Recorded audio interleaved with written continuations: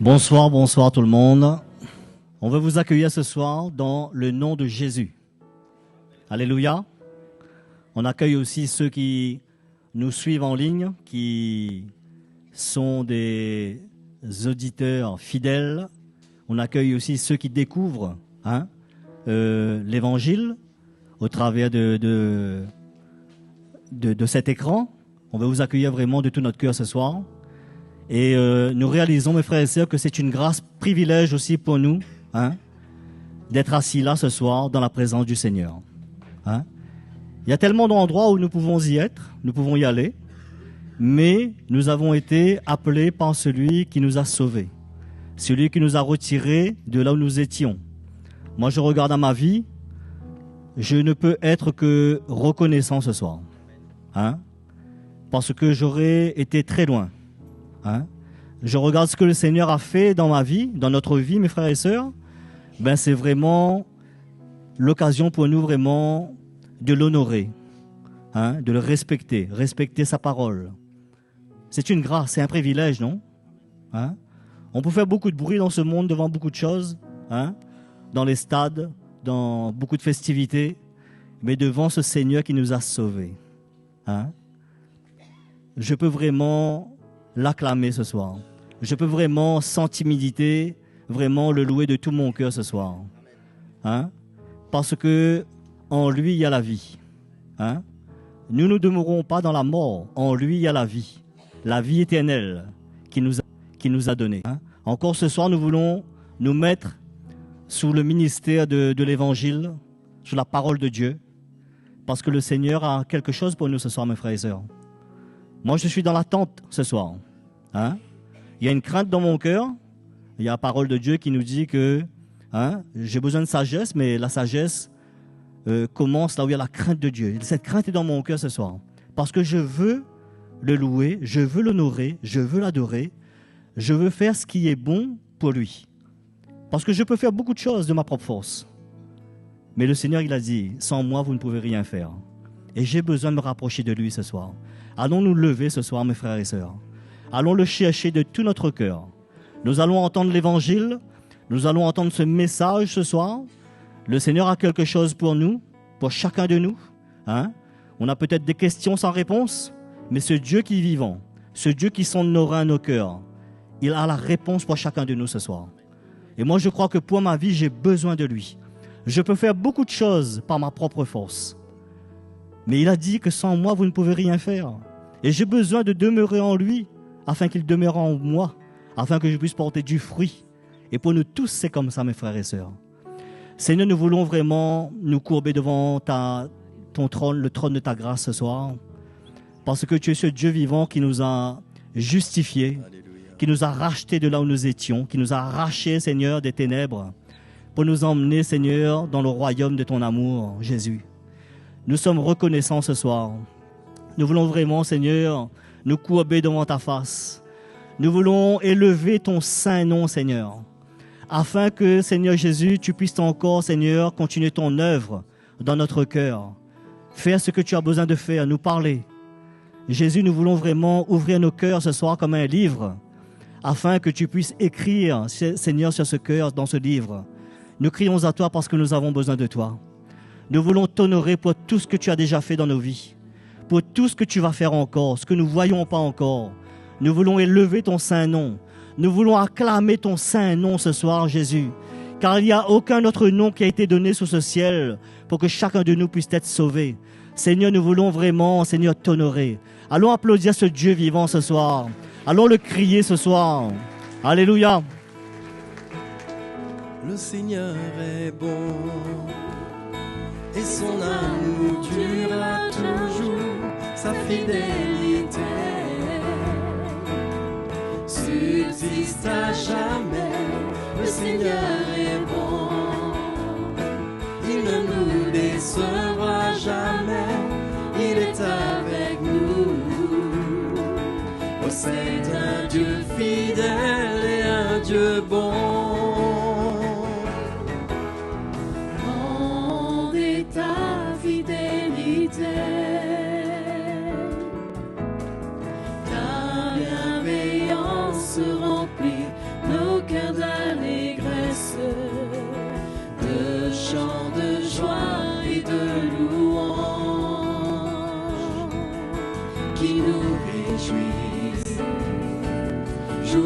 après jour. Le Seigneur est bon et son amour durera toujours, sa fidélité subsiste à jamais.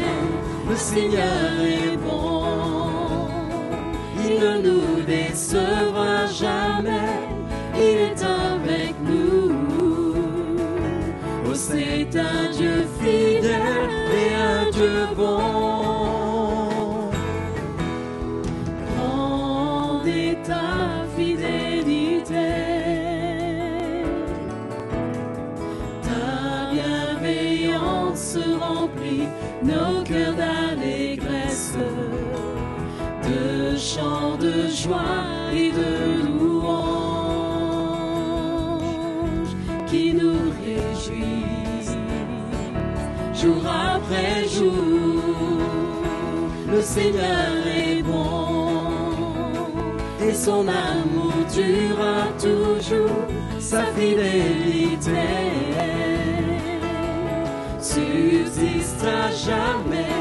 Le Seigneur est bon, alléluia, il ne nous décevra jamais, il est avec nous. Oh, c'est un Dieu fidèle et un Dieu bon. Le Seigneur est bon, le Seigneur est bon et son amour durera toujours, sa fidélité subsiste à jamais. Le Seigneur est bon, il ne nous décevra jamais, il est avec nous. C'est un Dieu fidèle et un Dieu bon, et un Dieu bon, et un Dieu bon, et un Dieu bon. Alléluia, alléluia, Seigneur, tu es un Dieu bon, Jésus. Nous venons à toi, Seigneur notre Dieu. Alléluia. Alléluia, alléluia, louange et honneur, gloire et puissance à l'agneau de Dieu immolé. Toutes les nations de la création se prosternent devant le roi des rois. Toute langue sur terre comme au ciel déclarera ta gloire et tout genou fléchira. En t'adorant, tu seras exalté, Seigneur, et ton royaume sera éternel, ô roi des rois. Louange et honneur, gloire et puissance à l'agneau de Dieu immolé. Toutes les nations de la création se prosternent devant le roi des rois. Toute langue sur terre comme au ciel déclarera ta gloire et tout genou fléchira. En t'adorant, tu seras exalté, Seigneur, et ton royaume sera éternel, ô roi des rois. Toute langue sur terre, toute langue sur terre comme au ciel déclarera ta gloire et tout genou fléchira. En t'adorant, tu seras exalté, Seigneur, et ton royaume sera éternel, ô roi des rois, ô roi des rois, ô roi des rois. Alléluia, Jésus. T'adorons ce soir, Seigneur Jésus. Oh, nos cœurs, Seigneur, se tournent vers toi pour t'adorer, pour te chercher, Seigneur mon Dieu. Oh, merci, Seigneur. Oh, merci, Seigneur Jésus. Alléluia. t'apporter louange et honorer ton nom et tes voies. Dans tout ce que je fais, dans tout ce que je dis, je te louerai, Seigneur, chaque jour. Je te chercherai dès le matin. Je te bénirai pour tes bienfaits. Et tant que je vivrai, je te célébrerai. Je te louerai, Seigneur, chaque jour, chaque jour de ma vie.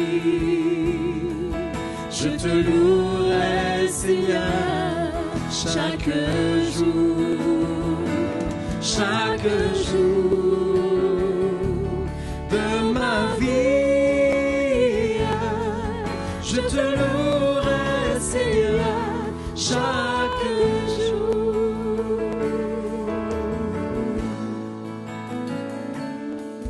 Que ma vie puisse t'apporter louange et honorer ton nom et tes voies. Dans tout ce que je fais, dans tout ce que je dis, je te louerai, Seigneur, chaque jour. Je te chercherai dès le matin. Je te bénirai pour tes bienfaits. Et tant que je vivrai, je te célébrerai. Je te louerai, Seigneur, chaque jour, chaque jour de ma vie. Je te louerai, Seigneur, chaque jour, chaque jour de ma vie. Je te louerai, Seigneur, chaque jour, chaque jour de ma vie. Je te louerai, Seigneur, chaque jour, chaque jour de ma vie. Je te louerai, Seigneur, chaque jour. Je te louerai, Seigneur, chaque jour. Je te louerai, Seigneur, chaque jour. Alléluia.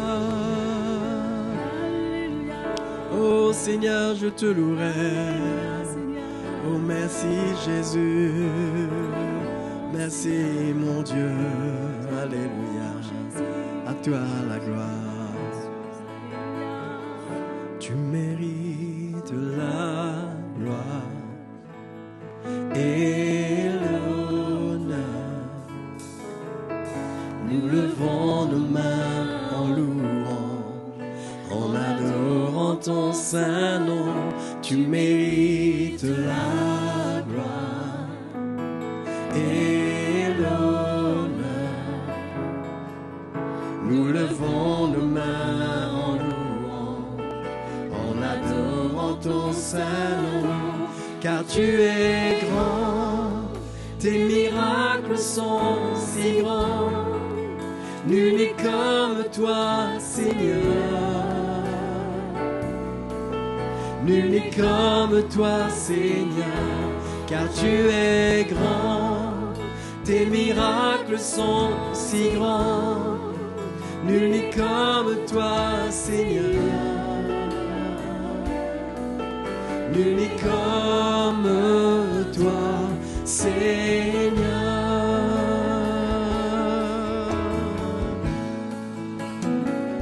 Tu mérites la gloire et l'honneur. Nous levons nos mains en adorant ton saint nom. Tu mérites la gloire et l'honneur. Nous levons nos mains en louant, en adorant ton saint nom.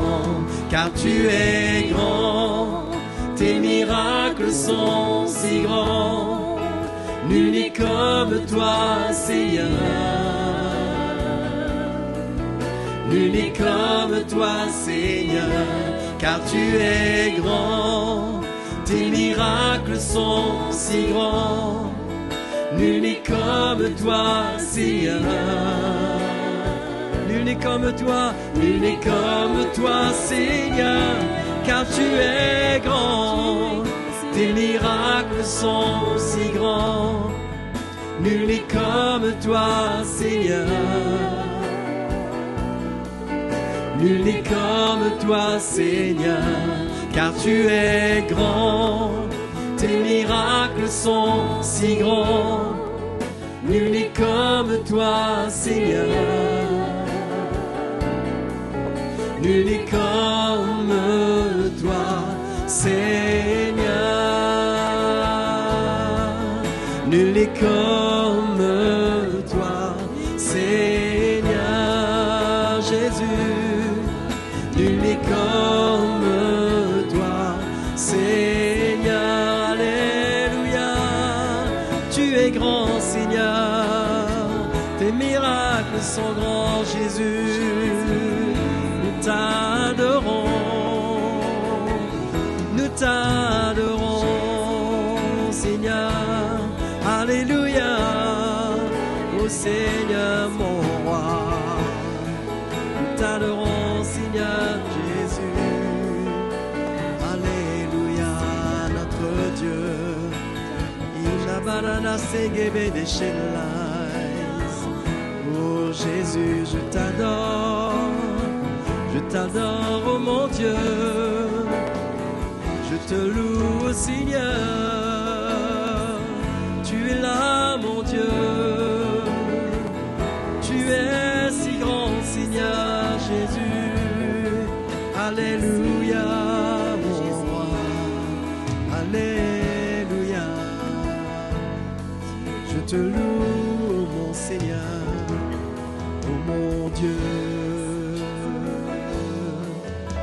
Alléluia. Seigneur, tu es là.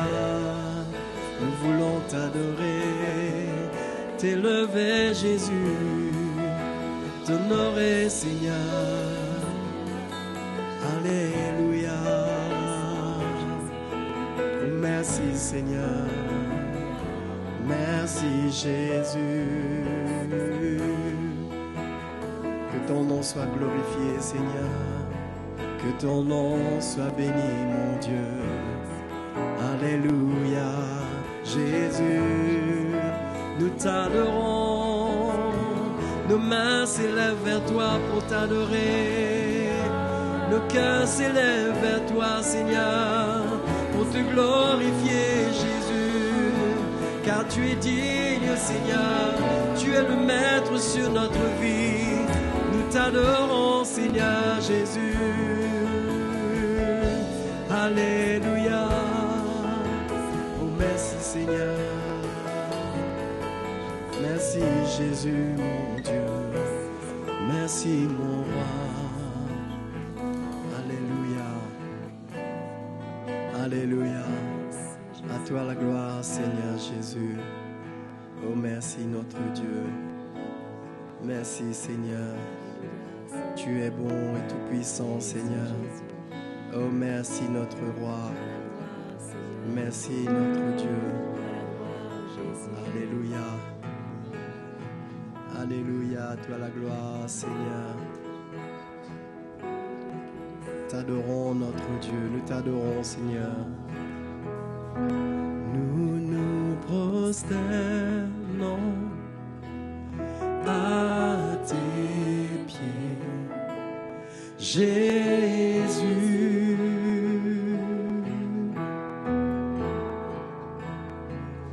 Nous nous prosternons à tes pieds, Jésus.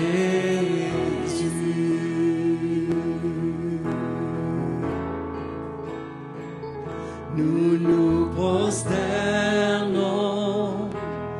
à tes pieds, Jésus.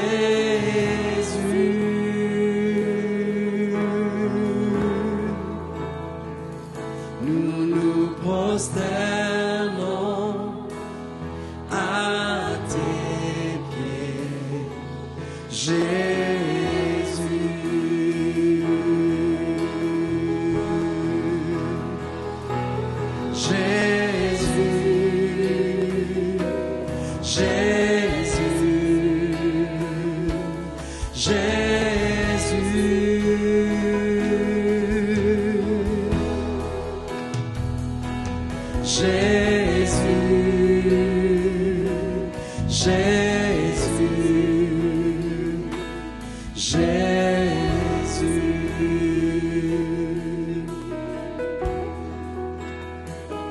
Nous nous prosternons à tes pieds, Jésus.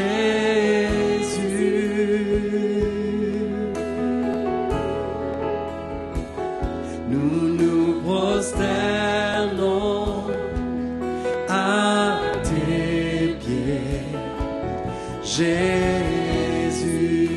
Nous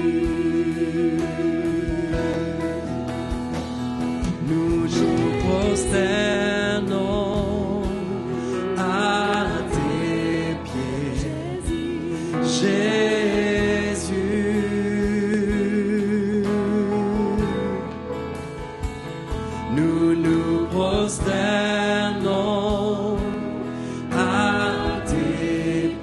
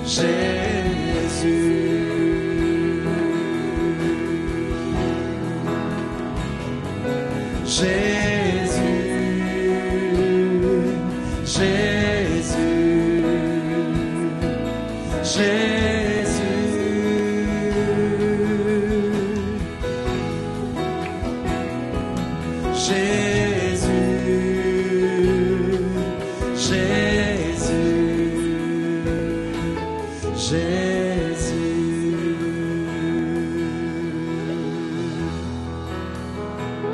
Nous nous prosternons à tes pieds, Jésus.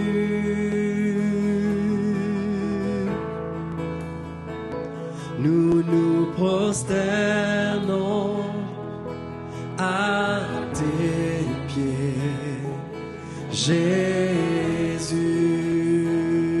Jésus. Jésus,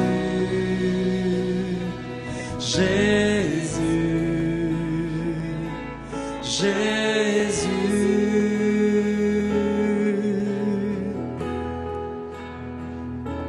Jésus, Jésus, Jésus.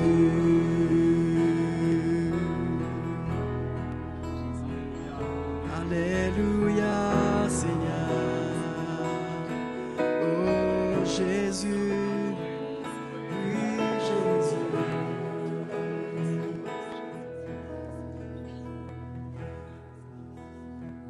Alléluia. Bonsoir les frères et sœurs. Heureux de vous retrouver ce soir. Allez, on va lire la parole de Dieu ensemble et ça va nous aider, ça va nous encourager. Jean chapitre 1, verset 14.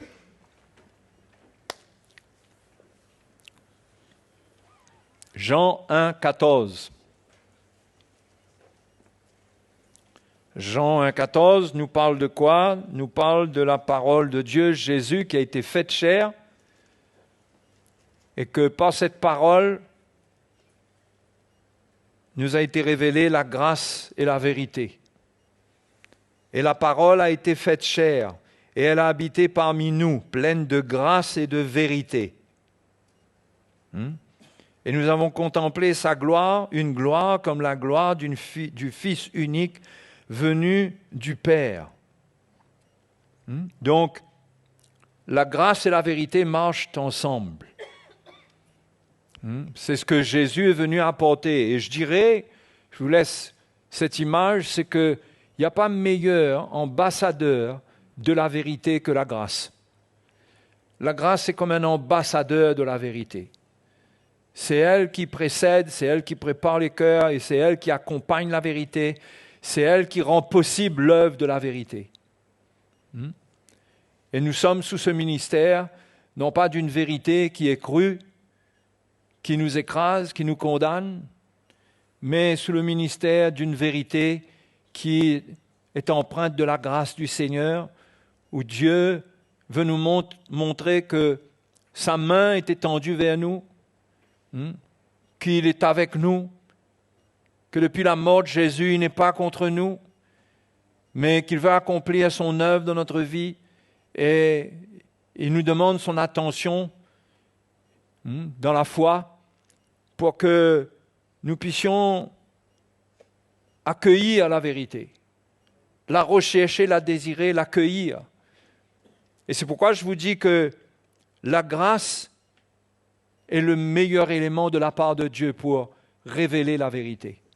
La vérité qui est en Christ est profonde. Jésus est venu la révéler. Il est venu montrer à la croix comment le péché est une abomination, comment c'est horrible, comment Dieu rejette le péché en crucifiant même Jésus sur cette croix. Et comment il veut délivrer l'homme, non pas en lui communiquant des petits enseignements, des petits principes, mais le Seigneur montre à l'homme le chemin de la mort. Le chemin de la mort à lui-même, le chemin de la crucifixion. C'est le chemin de la véritable et de la profonde délivrance de l'homme de son péché. Et parce que cette œuvre est profonde et nous atteint en profondeur, eh bien, il faut qu'il y ait de la grâce dedans. De la grâce. C'est pourquoi la grâce est non seulement un ministère qui est le cœur de Dieu, qui vient vers nous par le Saint-Esprit. Jésus même l'a manifesté, si vous voulez avoir une idée de la grâce, regardez comment Jésus a marché, puisqu'il est dit que la parole a été faite chair, elle a habité parmi nous pleine de grâce. Si on va avoir le modèle de la grâce de Dieu, en Jésus, lisez l'évangile de Jean. Lisez les évangiles. Et vous verrez comment il est venu avec la grâce, comment il n'est pas venu pour condamner, comment il pardonne, comment il guérit, il fait du bien. La Bible nous dit que il était loin de Dieu et il allait de lieu en lieu, délivrant tous ceux qui étaient sous l'empire du diable. Et c'est pour cela qu'il est venu. Il est venu pour nous délivrer, pour nous libérer. C'est pourquoi notre réponse à nous, c'est la foi. C'est la foi. Nous croyons, nous avons déjà reçu la foi pour le salut. Nous devons rechercher la foi pour avoir les promesses, pour son œuvre. Et la grâce du Seigneur, elle est là au milieu de nous par l'Évangile. S'il n'y a pas l'Évangile, la révélation de l'Évangile, la vérité peut être crue, elle peut être très dure. Elle peut créer en nous un sentiment qui n'est pas celui qu'on devrait avoir. On pourrait se sentir rejeté, condamné. Mais la grâce, bien que cette vérité traite notre vie et nous parle d'une manière précise et nous montre notre état, elle ne nous laisse pas tomber dans la condamnation, dans un état de rejet, mais nous montre tout l'amour que Dieu a pour nous pendant qu'il œuvre en nous. Hein? Amen. Donc, ce que je veux vous dire ce soir, c'est que cette grâce est un ministère, mais c'est un état de cœur aussi. C'est un état. Ce n'est pas simplement quelque chose qui agit comme ça, c'est un état que nous devons transporter. Et la Bible nous en parle, par exemple, dans 2 Pierre, chapitre 3, verset 17. Ça va, on démarre bien ensemble là? Vous êtes là, les cœurs sont connectés? Vous savez, c'est automatique ça, il n'y a pas besoin de code Wi-Fi là. On n'a pas besoin de se connecter sur un réseau là, on est tous ensemble. Ceux qui aiment l'Évangile, ceux qui cherchent l'Évangile, parce qu'ils veulent changer, parce qu'ils veulent servir Dieu, ils sont sincères, ils se connectent à l'Évangile automatiquement. Regardez ce que Pierre nous dit, 2 Pierre chapitre 3, verset 17. « Vous donc, bien-aimés, qui êtes avertis, tenez-vous sur vos gardes, de peur qu'entraînés par l'égarement des impies, vous ne veniez à déchoir de votre fermeté. Mais croissez dans la grâce et dans la connaissance de notre Seigneur et Sauveur, Jésus-Christ. À lui soit la gloire maintenant et pour l'éternité. Amen. » Mais croissez dans la grâce. Donc, on a besoin de grandir dans la grâce. C'est quelque chose dans lequel on a besoin de grandir. C'est un état de cœur. Ce n'est pas une atmosphère mystique, c'est un état de cœur que Dieu veut former en nous pour que nous soyons des ambassadeurs de la vérité. Parce que nous ne pouvons pas être des ambassadeurs de la vérité, chacun à notre niveau. Par rapport au monde, chacun de nous, nous sommes des ambassadeurs pour Christ. Est-ce que vous savez ça? Nous sommes appelés à faire connaître la vérité du Seigneur, à rendre les hommes libres en leur annonçant la vérité de l'Évangile. Mais si la grâce n'est pas formée en nous, la vérité n'aura pas de puissance au travers de nous. Elle sera une occasion de chute pour les hommes. Les hommes ne ressentiront pas le cœur de Dieu dedans. C'est pourquoi cette grâce, Pierre dit que cette grâce, il faut croître, il faut grandir dans la grâce. On doit ressentir qu'elle prend notre vie, qu'elle change notre état de cœur, qu'elle nous donne une manière de concevoir l'Église, de voir l'homme dans son état. Cette grâce, quand elle est formée en nous, elle ôte le jugement. Elle nous donne un cœur comme celui de Dieu pour accueillir, pour prendre soin, pour secourir, pour dire la vérité sans que cela produise un état de culpabilité chez les autres, mais au contraire, que les hommes, en entendant et en ressentant cette grâce, comme ça a été le cas au temps de Jésus, qu'ils ressentent que cette parole qui vient de Dieu est une parole de salut. C'est un cœur de Dieu qui vient vers eux. S'il n'y a pas la grâce, c'est comme si que cela tombe par terre comme ça. La grâce porte la vérité vers le cœur des hommes. Donc ça doit être formé en nous. La Bible nous dit que Jésus lui-même, dans Luc chapitre 2, verset 42, on ne va pas tout lire, mais quand Jésus avait 12 ans, etc., il est allé à la fête et puis il est resté à Jérusalem. Ses parents sont sortis sans lui, comme ça nous arrive à beaucoup d'entre nous. Pas beaucoup, à certains, c'est déjà arrivé, ça va vous faire sourire. Mais on oublie l'enfant à Jérusalem, et puis ils sont allés le chercher, un peu paniqués. Et au verset 49, lorsqu'ils vont trouver Jésus, et ils vont lui dire, on va te chercher, qu'est-ce qui se passe?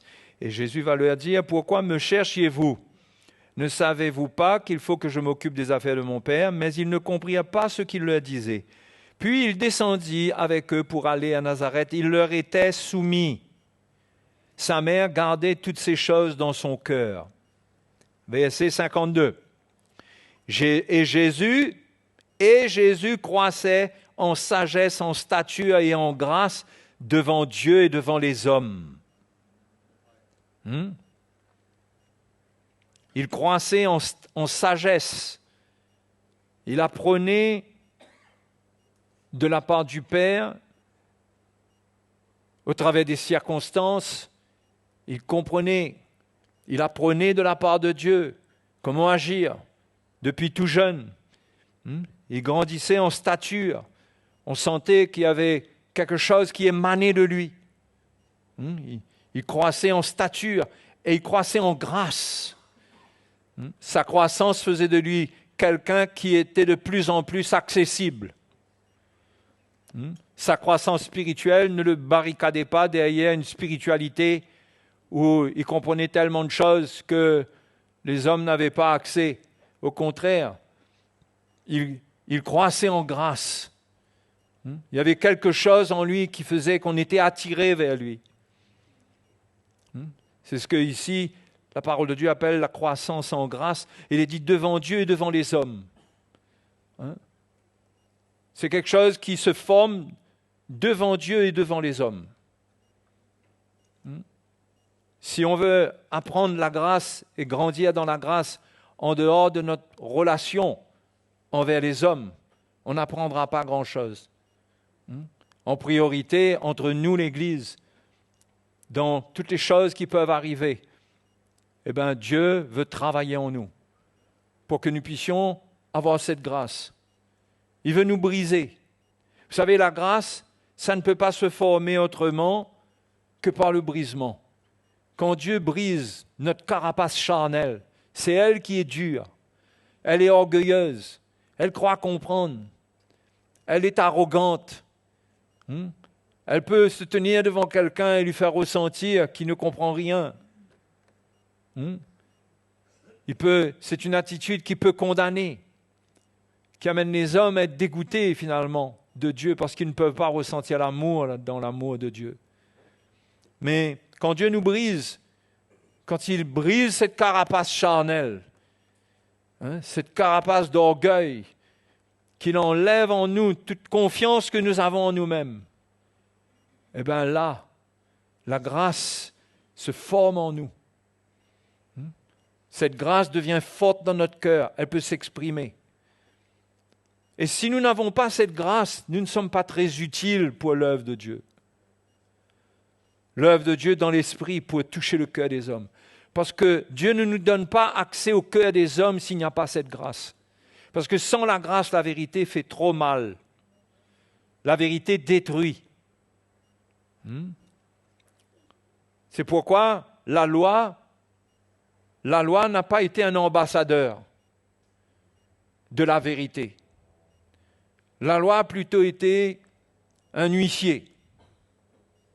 Vous faites la différence entre les deux? Si je peux parler de l'huissier de la façon la plus négative, ce n'est pas simplement ce qu'un huissier représente, ce que je dis là. Mais de la manière qu'on connaît un huissier, c'est que c'est quelqu'un qui vient, qui vous dit la loi, c'est la loi, qui n'a pas le temps de faire des sentiments, qui vous réclame ce que vous devez payer et qui n'a pas égard à vos larmes, qui n'écoute pas vos émotions, qui n'écoute pas vos sentiments. Donc la loi, c'était plus un huissier qui vient réclamer, qui vient demander.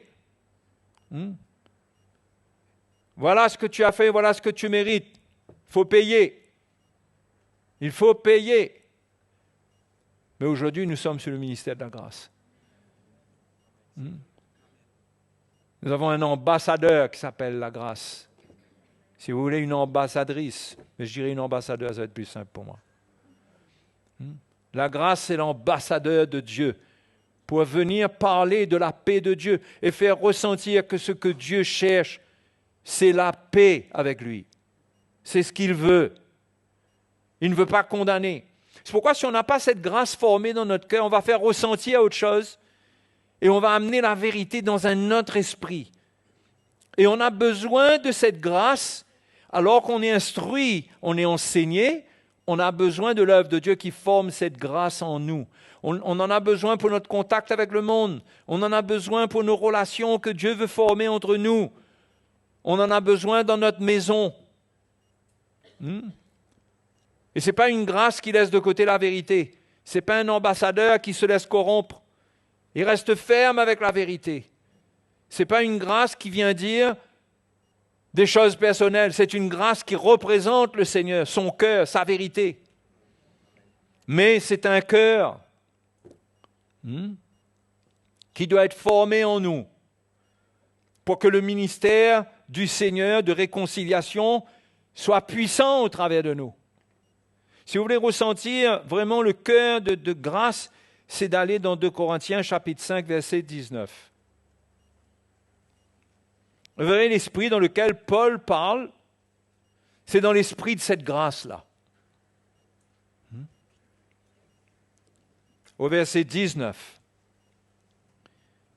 Il dit, car Dieu était en Christ, réconciliant le monde avec lui-même, en n'imputant point aux hommes leurs offenses. Et il a mis en nous la parole de la réconciliation. La vérité dont Paul parle, c'est une vérité pour réconcilier. Nous faisons donc les fonctions d'ambassadeurs pour Christ. Comme si Dieu exhortait par nous. Nous vous en supplions au nom de Christ. Soyez réconciliés avec Dieu.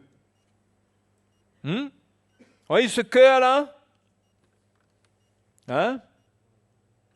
Est-ce que vous voyez le cœur de grâce qu'il y a là-dedans? Il dit, nous vous en supplions.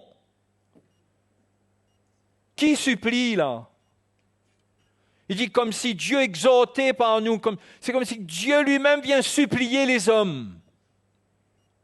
Dieu ne vient pas condamner les hommes, la parole de réconciliation avec le cœur de la grâce de Dieu qui vient, c'est pour amener la réconciliation et faire ressentir le cœur de Dieu qui désire que les hommes soient sauvés, soient avec lui. Et c'est un état de cœur qui doit être formé en nous. Ce n'est pas quelque chose qu'on a juste parce qu'on est chrétien, mais c'est quelque chose qui c'est pas naturel pour nous. Mais c'est le cœur qui agissait au travers des apôtres, au travers de Paul et de l'équipe apostolique. Il dit, nous faisons fonction d'ambassadeur. Et ce n'est pas une fonction technique. Ce n'est pas venir dire des choses. Mais il y a un cœur qui vient avec. Nous vous en supplions. Soyez réconciliés avec Dieu.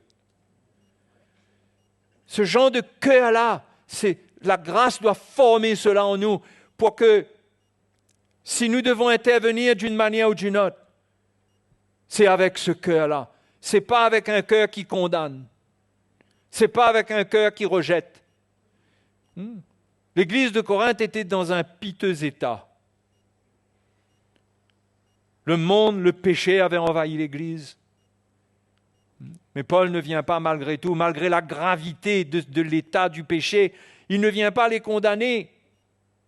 Mais il leur parle de réconciliation. Il vient avec un cœur. Le cœur de l'apôtre est quelque chose d'extraordinaire. Il vient dans un esprit pour supplier, de ne pas rester comme ça. Pourquoi est-ce qu'il y a une supplication? Parce que Dieu ne veut pas les perdre. Parce qu'on peut se perdre. Mais on ne peut pas gagner les autres avec le légalisme, en faisant ressentir la dureté de la vérité. Et ça, c'est valable pour tout dans nos relations, dans notre maison, dans notre foyer, dans l'Église. C'est une attitude dans laquelle on doit grandir, on doit croître dans la grâce. On doit croître pour ne pas faire ressentir autre chose. C'est la croissance spirituelle que nous devons désirer. Cette croissance-là, qui ne fait pas, ça n'amène pas de compromission. Ce n'est pas comme si qu'on change la vérité pour plaire aux hommes, non. La vérité reste la vérité, mais il y a un esprit dedans de supplication, il y a un cœur dedans qui veut, comme Dieu, exhorter pour gagner. Tout ce qu'on fait, on fait pour gagner. Même discipliner quelqu'un, c'est pour le gagner. Et nos enfants doivent ressentir cela quand on les discipline. Mais ça dépend de notre mesure de croissance spirituelle. Si on a grandi spirituellement, ça veut dire que notre chair a été brisée. Ça veut dire qu'il y a un cœur qui va être plus le cœur de Dieu va être plus représenté, ressenti au travers de nous. Et ça va être le ministère du Seigneur au travers de nous. Sinon, ça va être de la loi. Ça va être du légalisme. Ça va détruire. Ça va confronter avec la vérité, mais ça va être comme un huissier qui demande des comptes, qui demande qu'on règle le problème d'une manière dure. Mais la grâce transporte le cœur de Dieu. Il faut que ce cœur-là soit formé en nous pour que nous portions cet esprit d'ambassadeur qui amène la vérité avec l'amour de Dieu, avec le cœur de Dieu, et jamais pour condamner personne. On ne doit pas perdre cela. Ça doit grandir dans l'Église. Et chacun doit vouloir grandir là-dedans. Et ceux qui ne grandissent pas là-dedans, malheureusement, ils tirent profit de cela. Mais ils ne peuvent pas tirer profit trop longtemps de cela. Parce que malgré tout, la vérité est là pour les rappeler à l'ordre. Même s'il y a la grâce. C'est pourquoi tout le monde devons chercher à grandir dans cette grâce pour être un soutien spirituel les uns envers les autres, pour comprendre qu'est-ce qu'on doit faire avec notre vie par rapport à notre frère et à notre sœur, et qu'on serve Dieu de cette manière. Servir Dieu, c'est quoi? C'est servir notre prochain. En priorité, les frères et sœurs dans la foi. Mais si on n'a pas cette grâce, si Dieu ne nous a pas brisés, on sera en train de vivre dans la chair, on sera en train de vivre pour nous. Et toutes nos petites interventions, ça sera comme des petits rasoirs avec lesquels on va blesser les autres. C'est pourquoi ce cœur-là, je veux l'avoir de plus en plus. Je veux l'avoir. Parce que je réalise qu'on ne peut pas porter des fruits sans ce cœur-là. On dérange, on bouscule. Combien de gens ont dû être dérangés inutilement, bousculés, blessés inutilement? Je parle par ma vie même, par le manque de grâce. Mais il y a une croissance. C'est pourquoi même par rapport aux défauts des serviteurs de Dieu, prenez patience.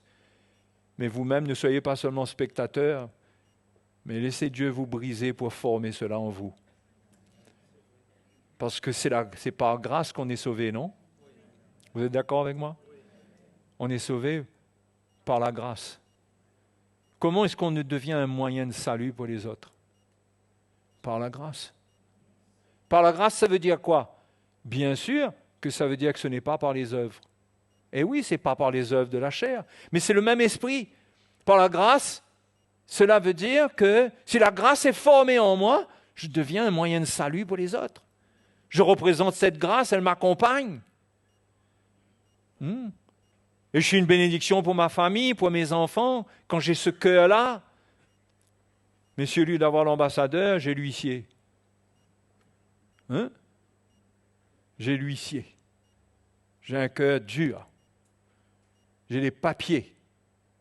J'ai les règlements de compte. C'est pas bon de servir le Seigneur comme ça. Il faut servir le Seigneur dans l'esprit de grâce, avec la vérité. Ce n'est pas la grâce et tout d'un coup, il y a tellement de grâce qu'on oublie la vérité. On a tellement, soi-disant, le cœur de Dieu. Et à les chrétiens, quand on leur parle de la grâce, ça ne prend pas 2 minutes pour qu'ils soient à l'autre extrême. Et qu'ils oublient que la grâce marche avec la vérité. C'est pourquoi elle doit être formée en nous. De manière à ce que lorsque l'on dit à quelqu'un, sois réconcilié avec le Seigneur, ça veut dire, repens-toi. Repens-toi. Ne reste pas comme ça va te perdre. Qu'il ne ressente pas dedans qu'on le condamne, mais il ressente un cœur qui l'aime. Et même qu'on reprend. Mais il y a un cœur dedans. Ce cœur-là, ça ne s'invente pas, ça se ressent. Et Dieu doit former cela en nous pour que notre vie chrétienne ne soit pas juste balbutier, parler, avoir un langage, dire des choses, dire ce que la Bible dit. Notre ministère, ce n'est pas simplement de dire ce que la Bible dit, c'est de transporter le cœur de Dieu et amener au travers de ce cœur-là ce que Dieu dit. Mes frères et mes sœurs, Jésus même, la Bible nous dit qu'il a grandi en grâce. C'était une croissance lui-même. Il a observé les hommes, il les a vus, il a vu leurs péchés, il a vu les ténèbres dans lesquelles ils étaient plongés. Il a pleuré devant Jérusalem. Il a vu la misère de cette ville qui ne comprenait pas que lui les visitait pour les sauver. Il le rejetait. Et il pleurait. Il était brisé. La Bible dit que Jésus pleura devant le tombeau de Lazare. Il a vu Marie, Marthe, il a vu ces Juifs perdus avec leur religion. Donc il y avait un travail en lui. Il n'y avait pas de péché en lui, mais il était dans cette chair. Malheureusement, il fallait qu'il vienne dans les émotions des hommes. Ils viennent dans la chair et ressentir ce que les hommes ressentent dans les émotions et lui-même participer à cela. Il devait gérer cela, mais dans la manière qu'il se tenait, il a grandi dans la grâce. Il a compris la souffrance de l'homme. Il a compris. Parfois, on ne comprend pas la souffrance des autres. Ça veut dire qu'on manque de grâce. Ça veut dire qu'on manque de l'œuvre de Dieu dans notre vie. On a un peu trop confiance en nous-mêmes. On croit qu'on comprend beaucoup. On croit qu'on a de quoi instruire les autres. Mais on manque de grâce envers eux. On a des jugements. Le jugement, ça vient d'où? Le jugement, c'est le contraire de la grâce. Quand on juge des gens. Des jugements charnels, je parle. Qu'est-ce qui enlève ça? C'est pas simplement, c'est pas philosophique ça. C'est pas scolaire. On n'apprend pas ça par des études. C'est un travail de Dieu. C'est un travail de Dieu dans notre cœur, dans notre vie. Nous affrontons la misère, nous affrontons la souffrance et nous faisons face nous-mêmes à notre propre misère. À nous-mêmes, on ressent notre misère. Si on ne ressent pas, Dieu nous brise, Dieu nous fait passer par des chemins où on apprend à retrouver ce que l'on était. Si l'on a oublié ce que l'on était, parce qu'on doit se souvenir de ce que l'on a été, non pas d'une manière négative. Mais ça doit être un enseignement pour nous, pour avoir un autre cœur. Donc c'est un travail du Seigneur dans nos vies, mes frères et sœurs. Malheureusement, beaucoup de chrétiens évitent ce chemin, ne comprennent pas ça. Quand c'est le moment de la croix dans leur vie, ils ne veulent pas de ça, ce brisement. Mais ce que Jésus a dit concernant la persécution, c'est valable à tous les niveaux. On n'est pas plus grand que le maître. Le disciple n'est pas plus grand que le maître. Quand il dit, si vous ont persécuté, s'ils m'ont persécuté, ils vous persécuteront. Mais le chemin est pour nous pareil. C'est pourquoi nous sommes identifiés à lui dans le baptême, identifiés à sa mort, à sa résurrection, parce que le Seigneur nous montre par là que c'est ça notre chemin. C'est souffrir avec lui. C'est vivre ce brisement de la croix. Ça ne veut pas dire que toute notre vie doit être une vie de souffrance, non. Parce que le brisement, au contraire, nous fait participer à la paix du Seigneur, à la joie du Seigneur. Amen. Et Ésaïe avait annoncé les souffrances du Seigneur. Allons lire dans Ésaïe 53, verset 10. Verset 10. Voyez l'attitude de grâce, ça nous met dans la foi. Ça demande la foi. Quand la grâce se forme en nous, ça demande la foi. C'est là qu'on a besoin de croire parce qu'on réalise qu'on ne peut pas changer la vie des gens. Que quoi que ce soit qu'on dise, on est impuissant.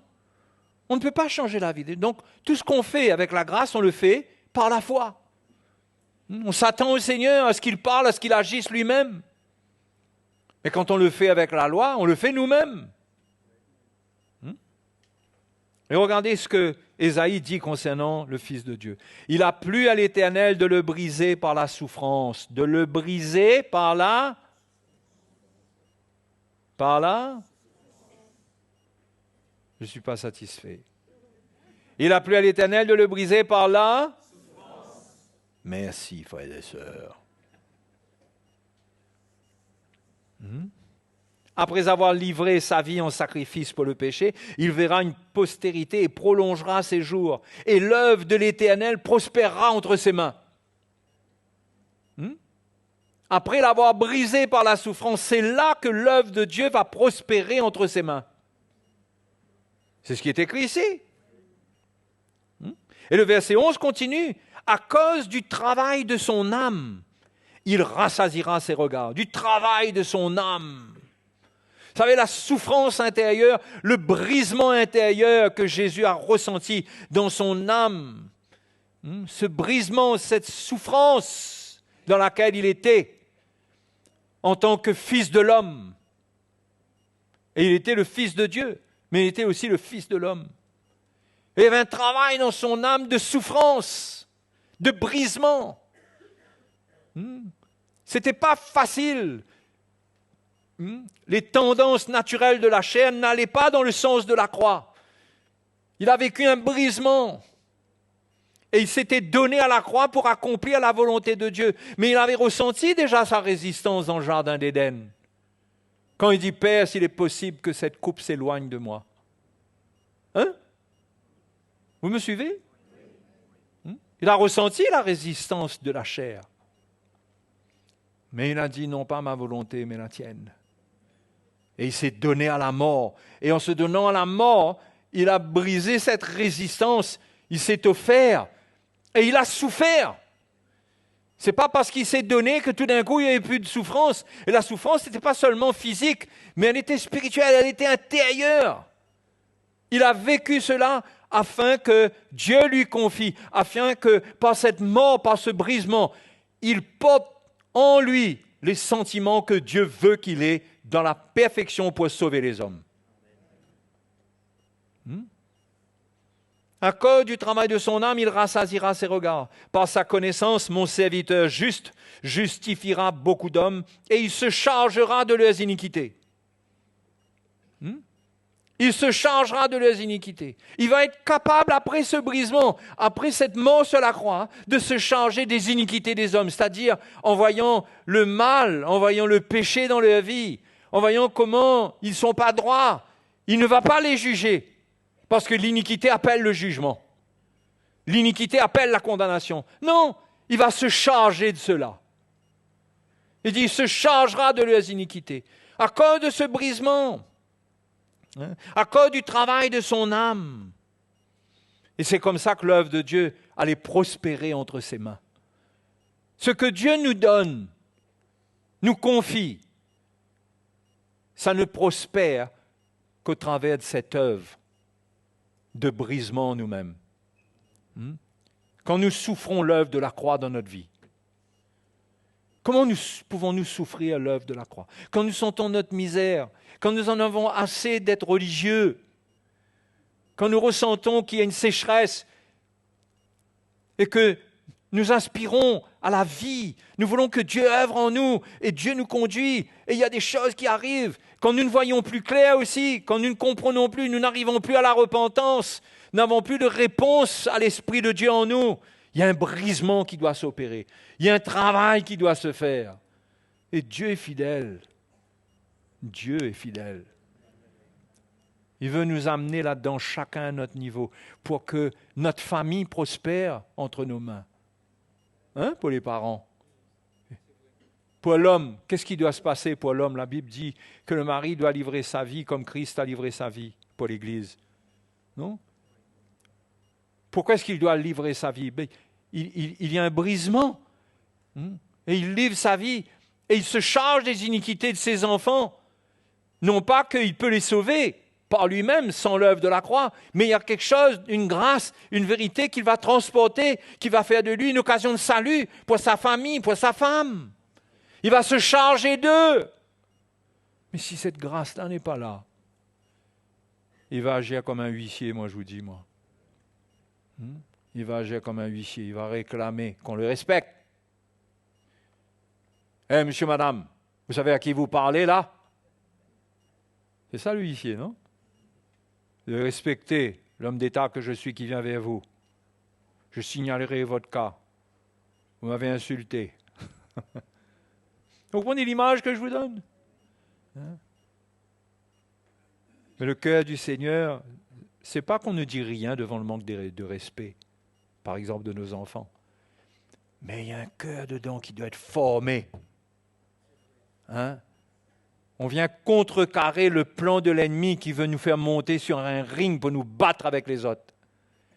Et on a une sagesse qu'on a acquis par l'œuvre de Dieu en nous pour trouver le cœur des hommes. Et la solution n'est pas dans la chair. La Bible nous raconte encore dans Hébreux.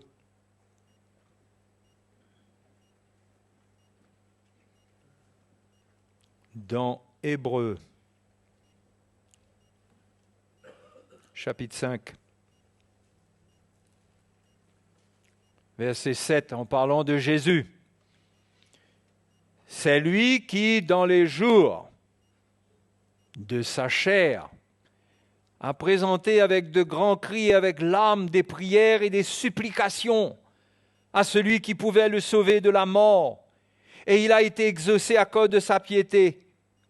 Il a appris, regardez, il a appris, bien qu'il soit fils, l'obéissance par les choses qu'il a souffertes. Après avoir été élevé à la perfection, il est devenu pour tous ceux qui lui obéissent l'auteur d'un salut éternel. Il a été élevé à la perfection dans la souffrance. Jésus était le Fils de Dieu, il était sans péché. De quelle perfection la parole de Dieu nous parle ici? De la perfection de souverain sacrificateur.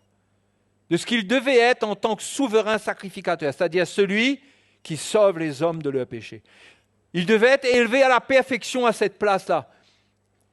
Et pour cela, il a dû apprendre l'obéissance par les choses qu'il a souffertes. Il a appris par la souffrance, il a appris à obéir. À obéir.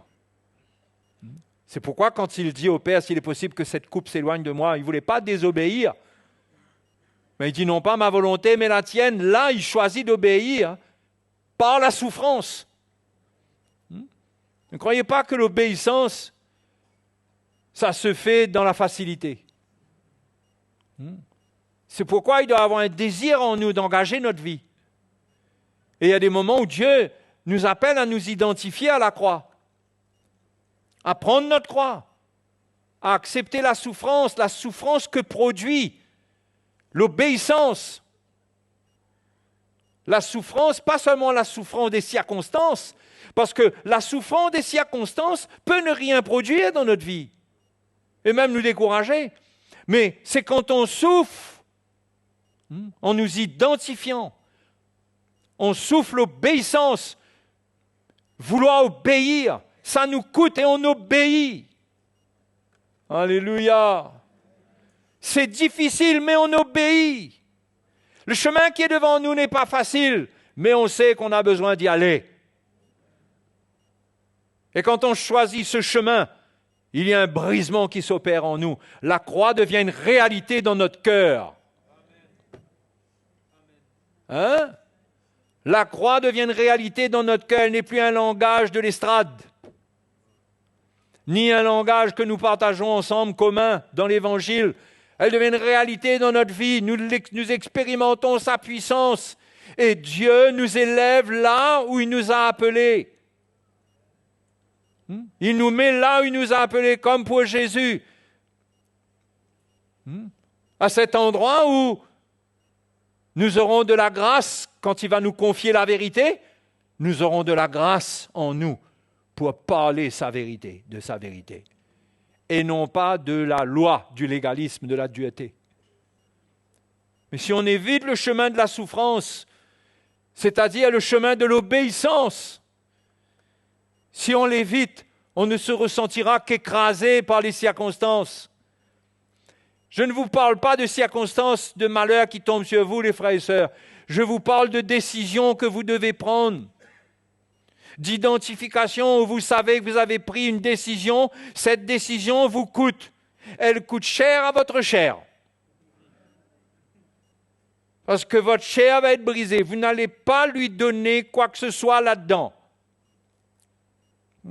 Et quand vous faites ce pas, vous croissez spirituellement, vous croissez dans la grâce. Vous brisez quelque chose en vous qui est charnel. Et quand vous vous identifiez aussi à la misère des autres, aux souffrances des autres, après avoir vous-même passé votre chemin, et la grâce se manifeste au travers de vous. Les frères et les sœurs, ce monde a besoin de la grâce de Dieu. Ce monde ne connaît pas Dieu, ce monde ne connaît de vérité que l'Évangile, que quelques versets. Oui, ça circule sur les réseaux sociaux, ça circule sur des papiers et tout, mais le monde ne connaît que des versets. Le monde ne connaît pas le cœur de Dieu. Le cœur de Dieu, ça ne peut pas être reproduit sur du papier. Le cœur de Dieu, ça se reproduit dans le cœur de l'homme. C'est vous et moi. Ça ne sera jamais remplacé par quoi que ce soit. Sinon, l'évangélisation ne sera que de la distribution de papier. Je ne dis pas qu'on ne sauve personne avec ça, mais il ne faut pas trop compter dessus, hein. Même si on le fait avec persévérance et on peut compter que quelque part, Dieu conduise quelqu'un, oui, ça se passe. Mais le papier de Dieu, c'est nous. Paul dit aux Corinthiens, vous êtes une lettre de Christ écrite par notre ministère. C'est nous le papier de Dieu. C'est nous quand nous parlons, quand le cœur de Dieu s'exprime au travers de nous. C'est là que les hommes connaissent le cœur de Dieu. C'est là que vos voisins, votre famille, vos amis, vos collègues pourront ressentir le cœur de Dieu. Parce que c'est un cœur, ce n'est pas des versets qu'on cite. Mais la vérité est dedans. Comprenez? La vérité est dedans. L'amour est dedans. Et pour grandir dans cette grâce, il faut accepter que Dieu nous brise, mes frères et sœurs. Et moi, ce soir, je vous supplie, Moi, je vous dis, soyez brisés. Brisez votre cœur. N'acceptez pas d'être des chrétiens tièdes. Des gens qui sont justifiés, qui sont des enfants de Dieu. Qui, s'ils gardent la foi, iront au ciel. S'ils gardent la foi. N'acceptez pas d'être cela, d'être terne. Mais désirez que Dieu travaille votre vie. Et quand le moment arrive pour obéir, ne fuyez pas. Quand l'Évangile vous parle, ne fuyez pas. Quel que soit le sujet sur lequel l'Évangile vient s'exprimer, ne fuyez pas. Quand l'Esprit de Dieu vous montre ce que vous devez faire avec votre vie, ne fuyez pas. Prenez votre croix, obéissez. La croix est un chemin d'obéissance. Sans l'obéissance, il n'y a pas de croix. Parce que sans obéissance, il n'y a pas de croix de Jésus. La croix de Christ, elle est puissante à cause de son obéissance. La croix de Christ sera puissante dans votre vie à cause de votre obéissance. De votre obéissance, pas de votre écoute de la parole de Dieu, de votre obéissance. Quand vous vous identifiez. Quand vous dites oui, pas avec un langage, mais avec action. Avec action et vérité. Là, quelque chose se forme en vous. Il y a un cœur qui... Votre cœur va être travaillé. Et que vous restez ferme dans le chemin de la croix. Parce que dans ce chemin, vous le prenez, l'obéissance vous coûte une souffrance. Mais dans ce chemin-là, ne croyez pas que tout le monde vous applaudit. Le travail va continuer. La souffrance va augmenter. Jusqu'à ce que l'œuvre s'accomplisse. Parce que Jésus lui-même, quand il a pris ce chemin, dans ce chemin, il y a eu la moquerie, il y a eu beaucoup de choses. Il a été battu, il y a eu beaucoup de choses avant qu'il arrive à la mort, là. Avant qu'il arrive à cette mort. Et c'est pareil pour nous. Avant qu'on arrive à la mort, à nous-mêmes et un changement, il y a un chemin à prendre. Il y a un Golgotha où il faut arriver. Et moi, je veux vous encourager.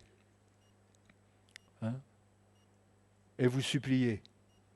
Sinon, vous allez être des chrétiens religieux, morts. Vous allez sentir que vous n'avez pas envie de prier, vous n'avez pas envie de chanter, vous n'avez pas envie de louer le Seigneur, vous n'avez pas envie de témoigner, vous n'avez pas envie de payer le prix, Mais vous êtes d'accord seulement pour payer le prix que vous sentez que vous êtes capable de payer sans obéir. Ouais. Et ça garde prisonnier de la religion. Si vous ne voulez pas devenir comme ça, mes frères et sœurs, écoutez bien. Il faut prendre le chemin de la croix. Il faut prendre le chemin de la croix. Et ne pas vous contenter d'être un bon chrétien. Parce que là-dessus, je n'ai aucun mauvais jugement à mettre personnellement. Beaucoup d'entre nous ici, nous sommes de bonnes personnes. Avec nos défauts. Mais les bonnes personnes deviennent vite des personnes religieuses. Vous savez, entre bonnes personnes, là, on devient religieux, parce qu'on est tellement de bonnes personnes. On s'entend bien. Il n'y a pas de problème. Comme s'il y a déjà une grâce qui est là sans la grâce. Mais l'œuvre de Dieu, ce n'est pas ça. Et je veux vous encourager. Vous exhorter dans le nom de Jésus. Acceptez de payer le prix pour trouver le plan de Dieu pour votre vie, l'œuvre qui vous changera, qui vous brisera et qui fera de vous un ambassadeur et une ambassadrice pour Christ. Quelqu'un qui va porter des fruits, quelqu'un que Dieu va utiliser, quelqu'un que Dieu va envoyer parce qu'un ambassadeur, on l'envoie. Quelqu'un qui va être envoyé par l'Esprit de Dieu, qui va ressentir que Dieu lui parle pour lui dire, va parler à un tel, va faire ça. Il va le ressentir et quand il va parler avec le cœur de Dieu, ce n'est pas juste une directive du Saint-Esprit. Le Saint-Esprit m'a dit, après je vais faire des bêtises avec ça. Mais c'est un cœur qu'on porte. Mais quand on a ce cœur, on va être des instruments irremplaçables. Irremplaçables. Amen. Mes frères et mes sœurs, Dieu n'a pas besoin des réseaux sociaux pour faire son œuvre. Ça vous choque? Est-ce que je suis en train de dire qu'il faut arrêter les réseaux sociaux concernant l'Évangile? Non. On continue, nous, on prêche l'Évangile, le cœur du Seigneur est ressenti dessus.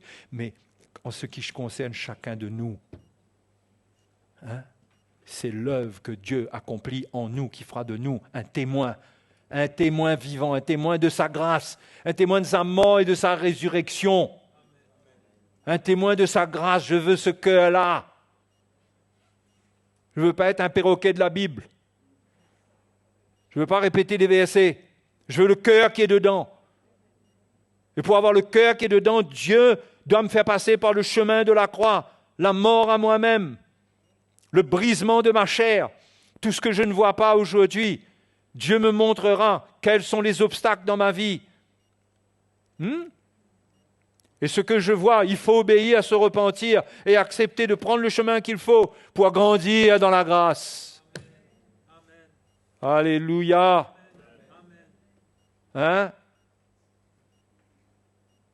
Moi, je ne veux pas mourir dans la religion.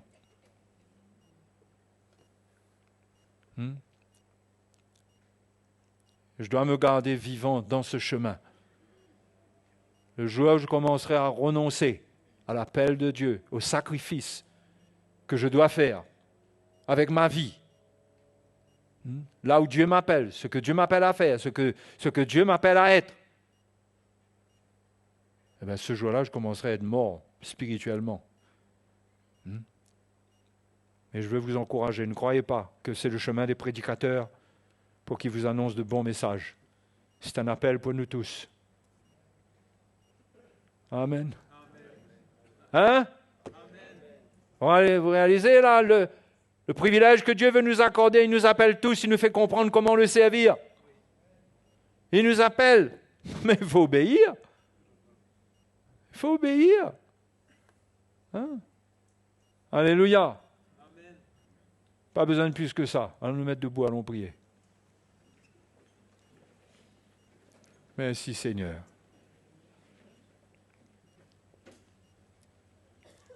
Te remercions ce soir, Père Céleste. Merci d'étendre ta main sur nos vies. Merci d'étendre ta parole sur nos cœurs, dans nos vies. Que ta grâce soit avec notre esprit. Que la vérité pénètre notre cœur. Que nous devenions des témoins vivants pour toi, qui apportons l'amour, ton cœur. Nous voulons être tes témoins. Nous ne voulons pas témoigner de nos convictions personnelles. Nous voulons porter ton cœur, ton amour, l'amour par lequel tu as donné ta vie. Nous voulons être des témoins, des ambassadeurs, remplis de ta grâce. Comme ta parole nous dit, Seigneur, comme Paul l'a dit, il nous demande que notre parole soit assaisonnée de sel et de grâce pour parler comme il faut à chacun. Que nous puissions avoir cette grâce en nous. Forme-la en nous, Seigneur. Ce qui doit se passer en nous pour qu'elle soit formée, que cela arrive. Et que la coupe que nous ne voulons pas boire, jusqu'à maintenant, que nous puissions la boire. Que nous ayons cette obéissance. Merci, Seigneur, de nous former comme des disciples, de nous former dans ta maison, de nous former dans ce monde pour représenter, pour être la lumière, pour être la lumière. Merci, Seigneur. Brise toute résistance en nous. Oui, Seigneur. Tu châties les uns, tu reprends les autres. Tu œuvres, tu parles, tu conduis la vie de chacun. Mais réveille-nous, Seigneur, réveille-nous. Réveille-nous dans cet évangile, que nous puissions en saisir la vie et que nous puissions ensuite transmettre la vie. Merci, Seigneur. Alléluia. Que Jésus soit glorifié ce soir. Oh, merci, Seigneur. Merci, Seigneur, merci, Seigneur. Alléluia. Parlons au Seigneur ce soir. Glorifions Jésus de tout notre cœur. Oh, merveilleux Seigneur, merveilleux Seigneur. Merveilleux Seigneur. Que ton amour œuvre en nous ce soir. Que ta grâce agisse en nous. Alléluia. Merci Seigneur, merci. Alléluia.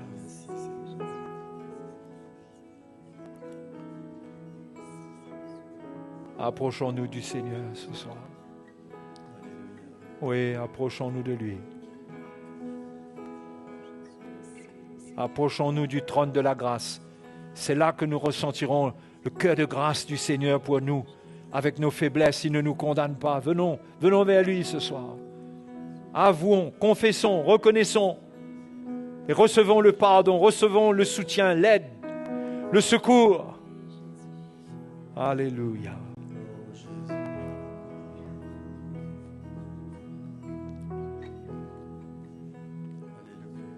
Alléluia.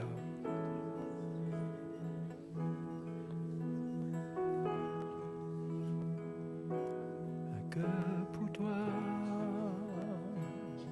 une soif de toi, faut que mon âme soit rafraîchie. Je veux chercher ta sainte face, Seigneur, crée en moi un cœur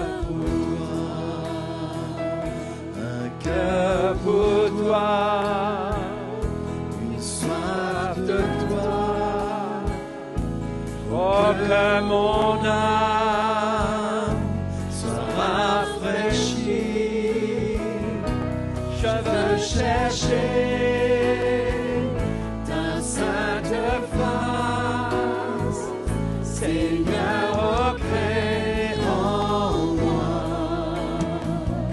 un cœur pour toi, un cœur pour toi, une soif de toi, pour que mon âme soit rafraîchie. Je veux chercher ta sainte face, Seigneur, crée en moi un cœur pour toi. Alléluia, nous t'adorons Seigneur. Alléluia. Nous t'adorons. Oui, nous n'avons pas cela naturellement. Mais tu nous as donné ton esprit pour que cette œuvre s'accomplisse dans nos vies. Merci pour ta grâce au milieu de nous. Seigneur, nous ne voulons pas profiter de cette grâce seulement pour notre salut. Nous voulons en devenir les ambassadeurs. Alléluia. Alléluia. Nous voulons porter la vérité et faire connaître ton amour. Merci pour ta bonté, Seigneur. Merci pour ta bonté. Dieu est bon. Le Seigneur est bon. Fidèle. Prenons au sérieux l'Évangile. Cherchons Dieu sur la base de l'Évangile, de ce qu'il nous montre pour notre vie. Jacques dit, pratiquez la parole, mettez-la en pratique. Ne soyez pas des auditeurs oublieux. Ne soyez pas comme celui qui vient devant un miroir et qui oublie après comment il était. Et quand Dieu nous parle, chérissons sa parole. Comprenons le trésor qu'il nous donne quand il nous parle, sa parole. Si elle est révélée à nos cœurs, c'est pour nous changer. Pour que nous puissions obéir et prendre une étape dans notre vie où nous pouvons être transformés, où il peut œuvrer dans notre vie. Ne soyons pas des auditeurs oublieux. Ça ne rapporte rien d'être seulement auditeur. Au fait, quand on est seulement auditeur, on est un auditeur oublieux. On oublie vite les choses qu'on ne met pas en pratique. Et quand on met en pratique, on n'oublie pas. C'est la seule manière de ne pas oublier, c'est de mettre en pratique. Amen. Mais sinon, content de vous avoir vu, et on vous embrasse, on vous salue, que le Seigneur vous bénisse, continuez bien votre course. Amen. Ok. Ils savent de toi, oh, que mon âme soit rafraîchie. Je veux chercher ta sainte